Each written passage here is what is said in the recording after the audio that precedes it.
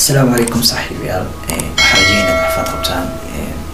يعني سؤال هذا حكى لنا ما موضوع سات كروك صورتين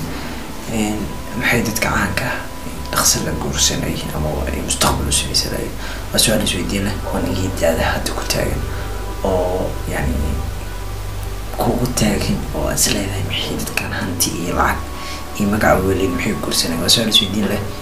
أو يعني نجيد هذا كتاعن أو عشان يعني ما نوقفه كاي جواب صاحبي قد بدأ صيانة دلوقتي كدورة مانتا waxaan ka codsanay haddii tahay marka ugu horeysay channelka aad soo booqatay inaad subscribe inoo saarto muuqaalka like inoo saarto commentigana fikradaada nagula wadaagto soo dhawaada saaxiibayaal mawduuca haddii aan guda galno maxay dadka caanka dhaqso u guursan lahayiin yani waxay u guursan lahayiin waa waxyaala fara badan oo ayaga niyadooda ku jirto yani waxa niyadaada ku jiro wax ka sii weyn ayaa niyadooda ku jirto haddii maanta aday niyadaada ay ku jirto dadkan caanka lacag way haystaan hanti way haystaan magac way leeyihiin maqaamka ay joogaan waa maqaam sare lagu xushmeynaayo xataa ifan haddii ay noqoto inay familka ay gabdha ka doonayaan ama familka wiilka oo laga guursanayo yani ay soo dedejin karaan arooska ama mustaqbalka ay diyaar u yihiin saaxiibayaal waa ogahay su-aashaan waa su-aal aada u cajiiba waxaan kula wadaagi doonaa qodobada soo socda yani waxa badanaa dadka guurka ka reeba dadka caanka waxa kaliya inay kalsooni darro jirto yani markaan kula yahay kalsooni darro yani sodooda ko tay dadka la wadaagayaan tan bulshada yani waxyaalo badan kalsooni kuma qabaan waxaan isleenahay inaan anaga kalsooni badan runtii yani kalsooni darradan aan ku sheegay xitaa haasawaha qofkii la wadaagayaan ama yahdu magaca makaaga yimaata sumcad daraaga iyo sharaftaada magacaaga hoos u dhaca waxyaalahaas oo kaleeto ay guurka in lagu galin runtii haddaad ogtahay iyo haddaad ogeynba hadda uu yani inay magacooda ay ka jecel yihiin mustaqbalka ay samaysaan guurkii la wadaagayaan qofka saaxiibiya waxaad ogaan kartaa matalan oo kaleeto haddii aad qof caan taqaano waxaad arkaysaa inuuna badanaa uunan aroos ama guur uuna ka hadlay danihiisa kale soo nushadiisa waxyaalaha uu ku guda jiro oo faraha ku hayo suu magac sare maqaamsa oo gaari lahaa suu lacag badan u sameyn lahaa suu magaciisa ku ogaala inuu ku guda jiro yani uuna ku guda jirin inuu mustaqbal samaysto taas oo keenayso inay nafsadiisa iyo qofka uu la wadaaga inay kalsooni ku qabin taasna way noqon kartaa qodobka labaad wuxuu noqon karaa dadka caanka ah waxaad ogaataa saaxiibayaal inay aada u lacag jecel yihiin yani anaga tan hadda bulshadeena kaleetay dadka muuqaaladooda daawadaan inay naga lacag jecelin ayagoo maanta naga lacag badan wax walbaba maanta nooga horeeyaan yani inaysan yani ay aada u jecel yihiin lacagta yani waxaad arkaysaa maanta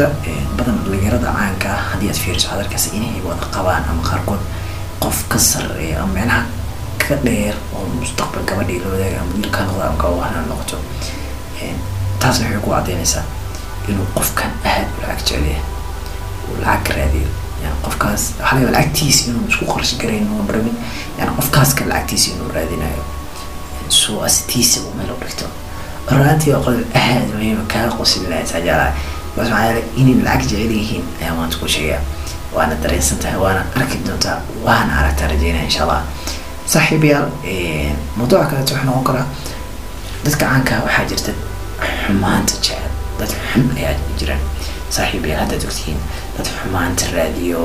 dad maanta dhan qof ceebihiisa raadinayo qof asiga xumaantii uu ku dhex jiro guurna aan u baahnayn yani isdhahay maxaa ka guursanaysaa waxaad guursan lahayd waad haasataa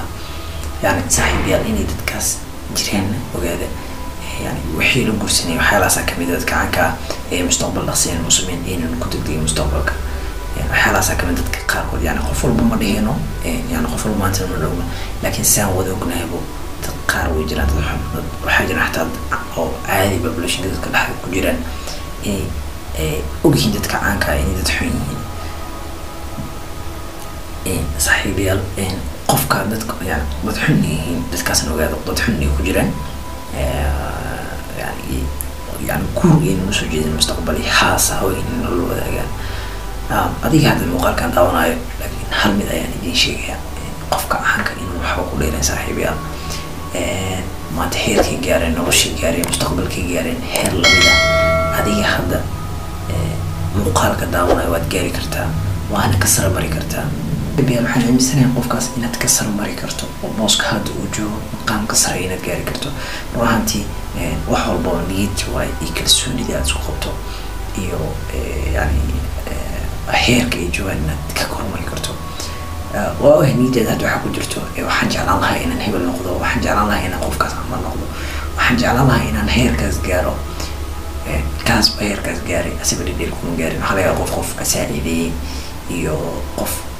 heerkaas yani dhaqsabo micnaha ilaahay u fududeeyo u gaarsiiyey qof ku rufaaday waxaa maqdiraa qof raaxiyey jief wuxuu rafaad ku helo micnaha oraha yani way la tisirlaan orahaas oo kale daa jirto saaxiibayaal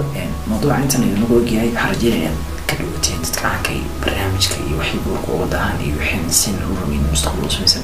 waxyaalaasaa kamid ah kalsooni lacag jaceelkii xumaan dadka qaarkood waxaan ka codsanaya marka ugu horeysa janaalka hadii tahay inaad subscribe inoo sarto muuqaalka like inoo sarto asxaabta nagu soo birtan aada umahadsantihiin waan idinka mahadcelinayaa muuqaalo aad u xiiso badan ayaa idiin soo wadaa muuqaalo video caadina ayaa idiin soo wadaa waxaan rajeynayaa muuqaalkan muuqaalka xigo waana waa caafimaad qabno insha allah